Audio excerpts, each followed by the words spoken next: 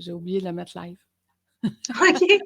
Bon matin tout le monde, bienvenue à l'Académie des économies. Écoutez, on a le grand plaisir de recevoir Caroline Ouellette de la compagnie Pratique. Caroline, elle est formatrice agréée, coach certifiée et membre de l'Ordre des conseillers en ressources humaines agréées, donc CRHA. Caroline vient nous raconter son parcours ce matin d'entrepreneur et nous dire qu'est-ce qu'elle a trouvé de difficile. Donc, bienvenue Caroline, bon matin. Bon matin à tous. Donc, effectivement, moi, en fait, je suis en ressources humaines depuis plus d'une quinzaine d'années. Les 10 dernières années, j'étais en entreprise privée. Donc, j'aidais une entreprise qui possédait une quinzaine d'activités différentes. Donc, j'ai eu la chance déjà de toucher à plein de choses, autant en ressources humaines qu'en santé-sécurité. J'ai donné énormément de formations. Mais à un moment donné, je me suis rendu compte que je connaissais par cœur, ou du moins pratiquement par cœur, ces entreprises-là. Donc, j'ai eu un désir de vouloir vraiment apprendre autre chose, voir d'autres domaines, pouvoir donner et transférer mes connaissances dans d'autres milieux de travail. J'ai donc décidé de partir ma compagnie. J'ai eu la chance d'avoir 2 partenaires au début qui m'ont soutenue dans le développement. Maintenant, je suis la seule propriétaire et on est rendu avec une équipe de 7 personnes. Mais au début, c'était pas ça. Hein? À tous les 6 mois, on sent une vague, la croissance monte, puis là, on se pose la question, est-ce que c'est temporaire, juste 1 mois de surcharge de travail, 2 mois, peut-être 3? Quand ça fait 4-5 mois, ben là, on commence à paniquer un peu, à avoir de la broue dans le toupette, puis on pense à vouloir aller chercher quelqu'un d'autre. Et là, on se demande, quel profil j'ai besoin? Est-ce que je veux quelqu'un d'administratif pour me soutenir dans ces tâches-là? Est-ce que je veux aller me chercher quelqu'un qui va pouvoir conseiller puis m'aider à développer la clientèle et servir la clientèle? Donc, ça, c'est un des premiers défis que j'ai eu à tous les 6 mois à me poser la question. En fait, est-ce que j'ai besoin de quelqu'un supplémentaire dans l'équipe? Et si oui, quel profil? Écoute, moi, personnellement, pour avoir engagé plein de gens à travers le temps, je me suis rendu compte que j'étais la pire personne pour engager quelqu'un. Moi, je trouve tout le monde bien fin puis bien bon. Hein? Ça veut pas dire que c'est les compétences que je dois rechercher. Hein? Fait que je peux comprendre que quand on se questionne, c'est qui j'engage, on a besoin d'aide là, à ce niveau-là. Tout à fait. Exactement. Donc, tu sais, le profil, c'est super important de savoir. Pour déléguer, il faut se poser 3 questions. Est-ce que j'aime ça? Est-ce que je suis bon? Est-ce que c'est payant pour l'entreprise? Si je réponds non à 2 de ces questions-là, il faut que je délègue cette tâche-là. Fait que ça peut nous aider à choisir le profil qu'on a à embaucher. Si on se rend compte qu'avec la liste des tâches qu'on a, la moitié des tâches sont très administratives, on va aller vers un profil administratif. Si on sent que la croissance puis les clients sont à servir, ben là, on va peut-être aller plus vers un rôle, exemple, conseiller. Mais ça, c'est le volet main-d'œuvre. Ensuite de ça, il y a tout le renouvellement des services. Je pense que tu le vis toi aussi. À chaque fois qu'on crée quelque chose, ben 2-3 mois après, on fait c'est plus tout à fait ça. Là, on change tout ce qui vient avec, que ce soit le marketing, la mise en place, la documentation. Je ne sais pas pourquoi tu dis ça, Caroline, hein, parce qu'il faut comprendre que Caroline, c'est elle qui, maintenant, mes formations, c'est elle qui détient mes formations en ligne. Puis je pense qu'à toutes les semaines, j'envoie quelque chose de nouveau à son équipe. On a un nouveau forfait. On est rendu qu'on sert les conseillers financiers, qu'on va les coacher pour être plus performants. Fait que je sais pas de quoi tu parles, Caroline, pas du tout. Aucune idée. Mais c'est normal. Puis c'est ça qui est beau parce que l'équipe évolue à travers les services qu'on offre. Puis des fois, on va embaucher quelqu'un qui a un nouveau talent. Un nouveau talent. On va promouvoir son talent. On va pouvoir le rendre disponible pour les autres. Donc là, on crée un flyers de marketing. On va le mettre, on va l'afficher. Donc, fait qu'il y a le volet marketing, le volet main-d'œuvre. Et tout le volet financier aussi, où là, j'ai eu la chance de croiser Lucie. Donc, j'ai passé quelques étapes, puis on a fait ça plus vite. Mais la structure financière, comment je veux dépeindre mes revenus, comment je veux valider mes dépenses, qu'est-ce que j'ai réellement besoin? Moi, comme entrepreneur, comment je me fais? Est-ce que c'est en dividende? Est-ce que c'est en salaire? Est-ce que je viens maximiser la gestion de mes dépenses dans l'entreprise? Donc, tout ce volet-là, quand on est entrepreneur, ben, on a la chance de pouvoir jouer avec ça. Moi, c'était mes nouveaux apprentissages.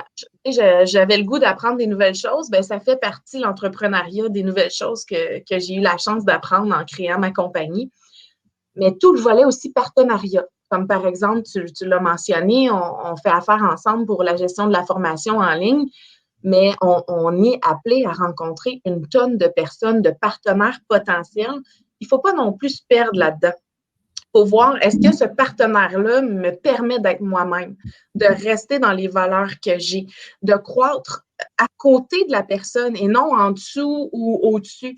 Donc, ça, c'est dans la recherche des partenaires. Pour moi, ça a été un bel apprentissage aussi, là.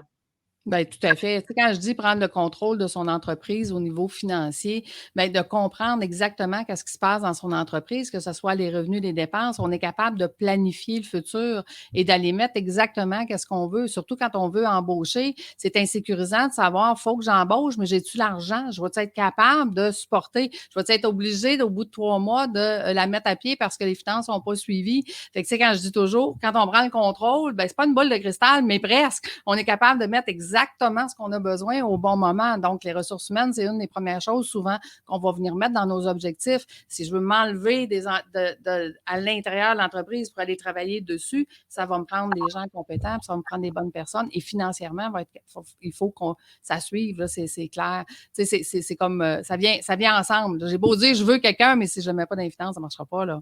Non, puis l'autre chose aussi en démarrage, c'est qu'on on va pas toujours non plus chercher tous les prêts ou les subventions possibles.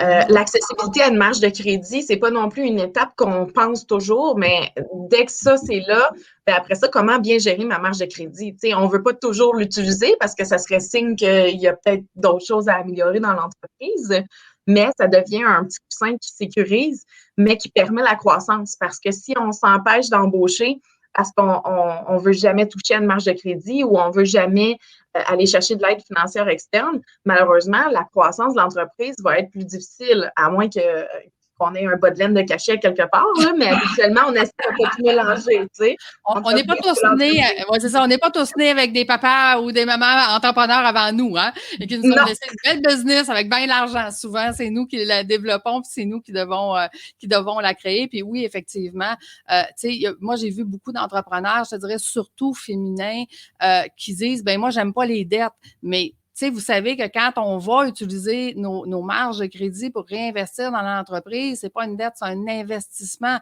qu'on fait pour être capable de progresser. Donc, il faut prendre l'équilibre entre j'ai des dettes que je dois, tu sais, ma carte de crédit que je paye pas, c'est une dette, mais aller prendre de l'argent pour engager une ressource pour faire de la progression, ce n'est pas une dette. Donc, il faut vraiment changer la façon de penser aussi par rapport à ça, là, si on veut aller plus loin. C'est un très bon point parce que souvent, au début, la marge de crédit va être avec un taux plus avantageux comme individu que si je vais avec mon entreprise emprunter, préparer le processus de marge de crédit où des fois, on a du 6, 7, 8 en commençant. C'est sûr qu'on ne veut pas y toucher notre marge de crédit. Si on a un taux personnel à 3,5, ben là, oups, ça vaut peut-être la peine, stratégiquement parlant, de commencer avec celle-là, puis après ça, d'aller jouer avec autre chose. Ben, c'est le genre de stratégie. Hein? Quand je dis que l'entrepreneur et l'entreprise, c'est la même personne, puis il faut mettre des stratégies qui se parlent, c'est exactement ça. Là. C'est d'aller voir de quelle façon on va le faire, de quelle façon ça va être le plus rentable, et pour l'entreprise et pour l'entrepreneur.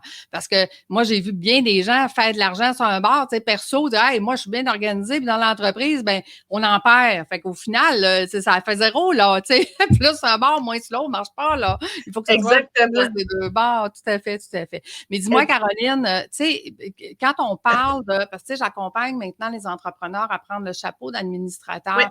Quel genre qu'est-ce que je dois savoir, moi, en tant qu'entrepreneur? Qu'est-ce que je dois connaître de moi-même quand je veux changer de rôle? Bien, déjà, en partant, tu vois, après 3 ans, moi, je suis déjà dans ce processus-là parce que j'ai décidé à la base de créer mon entreprise pour avoir de la liberté. Hein? C'est ça qu'on dit. C'est pas tout à fait ce qui arrive les 3-4 premières années parce qu'on travaille 45-60 heures. Rajoute à ça la conciliation travail-famille. Mais un des premiers points, c'est de bâtir l'équipe en étant en mesure de pouvoir superposer les talents. Moi, je me nomme toujours comme étant une pieuvre. Hein? Je suis une pieuvre et chaque tentacule, un des membres de l'équipe est capable de le faire. C'est ça le premier objectif, d'être capable de voir qui peut prendre ma place si demain matin, je prends 1 mois de vacances, 2 mois de vacances. Donc, elle pour ça, lui pour ça, l'autre pour ça. Puis après, on devient plus indépendant dans la gestion et le travail, mais sur l'entreprise et non dans l'entreprise. Exact. Moi, c'est ça. Et pour ton information, une pieuvre, ça a 8 tentacules et 8 cerveaux au bout des tentacules. Fait que c'est exactement ça dans l'entreprise. Tout à fait. Si on a une tentacule, pas de cerveau au bout, il faut gérer la main-d'œuvre qu'on a choisie. Peut-être que c'est pas la bonne personne à la bonne place. Tout à fait. Mais tu sais, quand on dit le cerveau, tu sais, ça devient comme, parce que moi, je fais toujours la distinction. Si j'ai besoin d'une adjointe administrative, elle va faire les tâches que je lui donne, point. Mais si je prends un bras droit, elle va être imputable des décisions qu'elle prend. Et c'est une grosse différence, là. Parce que, je veux dire, on est capable de déléguer justement au cerveau de cette tâche-là, de dire, tu es responsable des décisions à prendre par rapport à ça, puis on va t'enseigner à prendre les bonnes décisions. Je pense que c'est la meilleure méthode. Exactement. La première fois où j'ai senti vraiment une libération, c'est quand j'ai embauché la première conseillère en ressources humaines pour m'appuyer. Donc, quelqu'un qui avait, elle aussi, une quinzaine d'années d'expérience, parce que là, j'ai senti que je pouvais seulement nommer le client ou nommer la tâche à faire et c'était. Tandis que quand j'allais vers quelqu'un qui serait peut-être plus technicien ou technicienne, bien là, j'avais plus d'informations, plus de soutien. Fait que là, après, l'entrepreneur, il va se poser la question. Bien là, tant qu'elle l'explique, je vais le faire. Tant qu'elle explique, je vais le faire. Puis finalement, au bout de la ligne, il n'a rien délégué, il est encore surchargé, puis il n'avance pas dans sa progression ou l'objectif qu'il avait. Ça aussi, c'est super intéressant là, à voir les patterns qu'on a pour se libérer du temps. J'ai vendu. Oui, vas-y. Non, mais tu m'expliquais aussi qu'il y avait des outils qui nous permettaient justement d'aller évaluer les compétences, nos compétences et les compétences de notre équipe pour aller voir est-ce qu'il y a des lacunes. Parle-moi un peu de ces outils-là qui existent. Il existe vraiment plusieurs types de tests de personnalité. Nous, on utilise beaucoup le test MPO. Donc, on a une certification à l'interne pour pouvoir supporter les clients dans la gestion des talents de leur équipe. Fait qu'on peut, à partir de ces tests-là, pouvoir faire des plans de développement avec une future relève, avec une superposition de tous les talents, comme on disait tantôt. Puis on peut venir voir l'aspect qui n'est pas géré dans l'équipe, donc le talent manquant. Et là, quand on va aller chercher un profil à l'externe, on va aller chercher un profil qui cadre avec ça. Si, par exemple, j'embauchais juste des personnes qui ont la créativité dans le tapis, bien peut-être qu'au niveau de l'organisation puis du suivi des clients, il y aurait des petites lacunes. Il va y avoir des lacunes financières aussi, je te le dis. Effectivement, un entrepreneur peut être très, très créatif, mais on veut que ça se concrétise et que ça soit bien organisé. Exact. Puis au contraire, si je vais chercher juste des gens super organisés, ben ça se peut que je sorte pas du lot, que ça soit plus ou moins intéressant la façon de présenter mes services, même si on est bien bon, là, on est des bons techniciens pour faire ce qu'on a à faire, mais c'est pas vendeur, on n'est pas capable d'approcher les gens. On veut un peu de tout dans l'équipe, puis on est capable, par des tests de personnalité, de venir évaluer ça, puis de venir supporter l'entrepreneur dans le développement de son équipe. Parce que c'est ça qu'on veut. On veut qu'il devienne un coach, qu'il devienne le coach de l'équipe et qu'il soit capable de se libérer des opérations, en tout cas, le plus rapidement possible. Oui, c'est ça. Ben, quand on dit d'avoir du leadership, c'est d'être capable justement de s'entourer des bonnes personnes. Mais pour ça, comme je disais, moi, je suis la pire personne pour engager là, parce que tout le monde est fin, tout le monde est beau.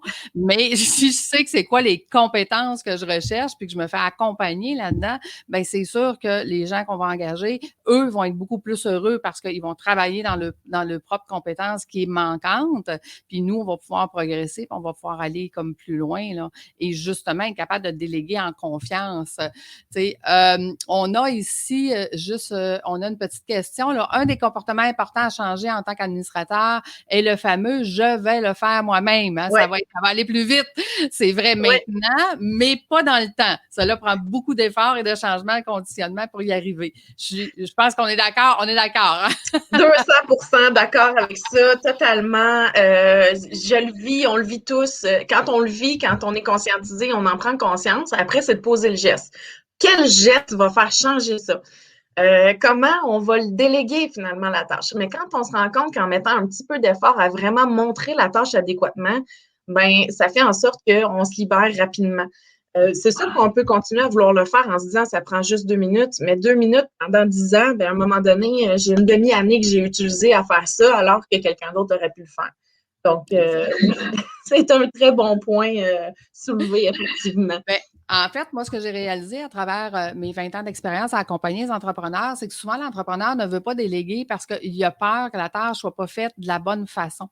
Et une Exactement. des meilleures façons que j'apprends à mes entrepreneurs, c'est de dire quand on fait des checklists ou quand on fait des pochettes modèles, ben la personne, elle a un outil pour aller se référer, pour dire c'est ça c'est ça que mon employeur veut. Et c'est de cette façon-là qu'elle le veut. Donc, ça devient beaucoup plus facile de dire, je te délègue, je sais que ça va être fait comme moi je le veux. Donc, ça, c'est un processus à développer et on le fait tranquillement. Personnellement, ça m'a pris 2 ans à développer. Tu sais, aujourd'hui, j'ai une feuille 8,5 11 avec des petites cases tout petites, là, puis j'en ai des 2 bords, puis chaque petite case veut dire quelque chose, puis il y a une pochette modèle où il y a un outil qui va avec ça. Et ce qui fait que quand je délègue, ben je suis pas inquiète à savoir que ça va être bien fait, ça va être bien délégué, puis on s'est fait un système aussi de dire, bien, si je souligne en jaune, ça veut dire que c'est fait. Tu sais, j'ai pas besoin de vérifier, je le sais que c'est fait. Je vais vérifier au début, là, mais je vérifierai pas tout le temps. Un coup que la personne a la compétence, la connaissance.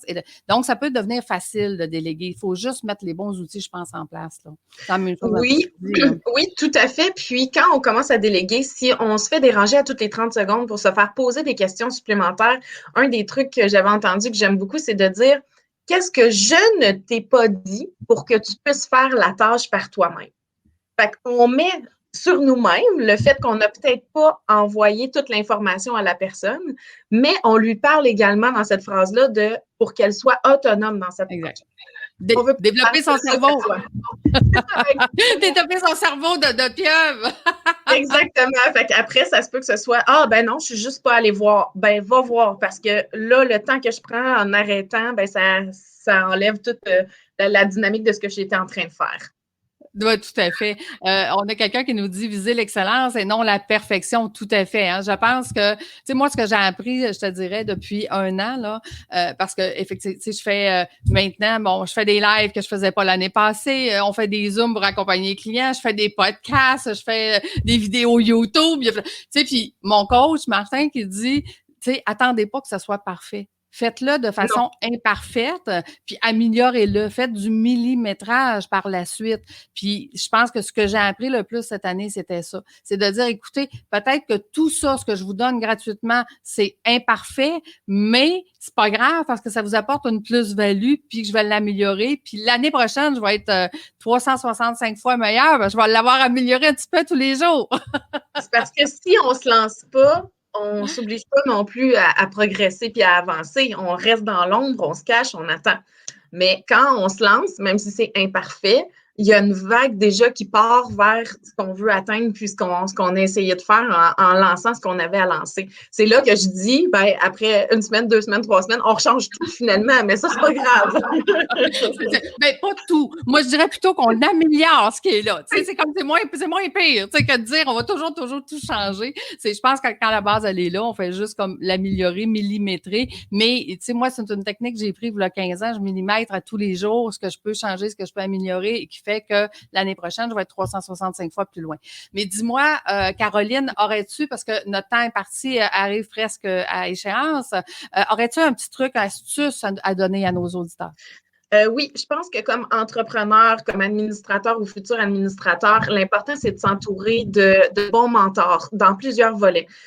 Comme par exemple les finances, je travaille avec toi, j'ai quelqu'un au niveau de vente marketing, je vais avoir quelqu'un au niveau comptabilité structure qui va m'aider dans d'autres choses. Donc, c'est important d'être capable de s'entourer.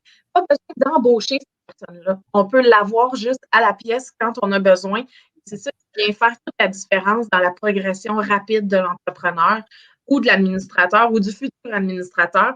Puis de garder en tête que seul, on va plus vite, mais ensemble, on va vraiment plus loin. Fait que ça aussi, je pense que c'est un des conseils là, que je donnerais en terminant, là, de vraiment focusser sur l'équipe, bâtir une équipe et non vouloir tout faire seul. Ben, écoute, c'est de là que je dis, hein, un entrepreneur qui travaille dans son entreprise, qui fait des 40, 50, 60 heures, un administrateur travaille pour son entreprise 5 heures par mois. Donc, tu c'est quoi que vous aimez le plus? Hein? 5 heures Ben, par je mois? viserais 5 heures. La question, c'est de combien de temps? Puis ça dépend des gestes qu'on pose. Oui, c'est ça. Ben, on commence par 5 heures par semaine. C'est déjà une grosse amélioration. Puis après ça, on va arriver à 5 heures par mois. Puis après ça, on va d'autres entreprises parce qu'on a plein de temps. Fait que donc, écoute, on a un utilisateur Facebook qui nous dit, puis je pense que ça conclut bien.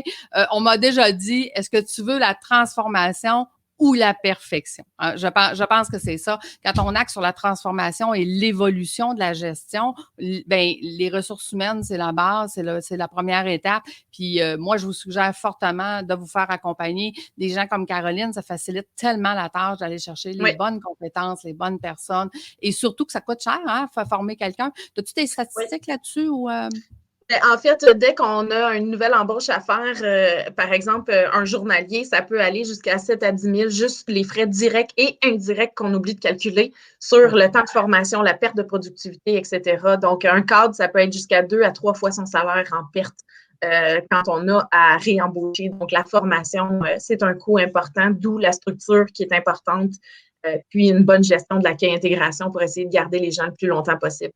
Ben tout à fait. Puis l'accueil, l'intégration, tout ce qu'on va emmener là comme avantages sociaux et tout ça qui va faire que ça va faire des petites différences où est-ce que notre employé va rester chez nous parce qu'ailleurs, ils n'ont pas ce que toi, tu es en train d'offrir. C'est toutes des choses. Écoute, Caroline, un grand merci d'avoir été là ce matin. Je pense que les gens ont apprécié. Puis effectivement, les ressources humaines, c'est tellement un dossier difficile quand on veut commencer à déléguer que c'est insécurisant, hein, autant financièrement que dans l'entreprise. Puis on n'est pas né entrepreneur, on n'est pas né. Fait que ça s'apprend. Je pense que c'est ça qu'il faut retenir, c'est que toutes ces choses-là, ça s'apprend.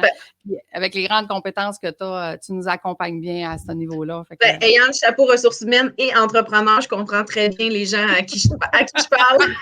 Oui, c'est ça, tu sais. Pas juste tout seul elle gère une équipe à tous les jours. Elle sait ce que c'est. Puis elle gère des clients comme moi qui ont des nouveaux forfaits tous les semaines. Fait que regarde, elle est vraiment bonne, je vous le dis, là. Puis jamais, elle a toujours un sourire quand j'y amène un nouveau forfait. Ça pourrait me dire, Lucie, pas encore. Ben non. Fait que, un grand merci tout le monde. Je vous souhaite une excellente semaine. Merci Caroline d'avoir été là. Fait qu'hésitez pas. Si vous avez besoin d'aide en ressources humaines, Caroline est là. Donc, ça va faire plaisir.